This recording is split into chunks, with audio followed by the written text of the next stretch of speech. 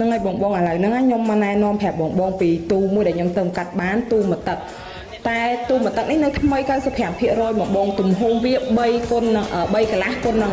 7ហើយគេដាក់កញ្ចក់ឲ្យស្រាប់ងាយហ្មងសម្រាប់បងដែលគាត់ចង់បើកអាជីវកម្មបើកលក់កាហ្វេបើកហាងកាត់សក់សាឡូនអីទាំងអស់គឺងាយសម្រាប់បងស្រួលខ្លាំងមែនតើហើយសម្រាប់តម្លៃនេះគឺធូរមកបងថែមម៉ាស៊ីនត្រជាក់2សេះកន្លះឲ្យបងមួយហើយតម្លៃតែ 2K ជាងឯងគឺងាយខ្លាំងហ្មងសម្រាប់បងដែលយកទៅប្រកបអាជីវកម្មបងលើកទៅដល់បងដាក់នៅបងភ្ជាប់ភ្លើងចូលប្រើបានទាំងអស់បងរៀបចំឲ្យស្អាតឯងបងមើលមានកញ្ចក់មានអីទាំងអស់ណាមានទាំងអស់បងនេះងាយស្រួលមែនតើសម្រាប់បងចង់បើកហាងកាត់សក់បើកអីទាំងប្រុសទាំងស្រីហាងកាហ្វេកៅអៅអីគឺអែមហ្មងបង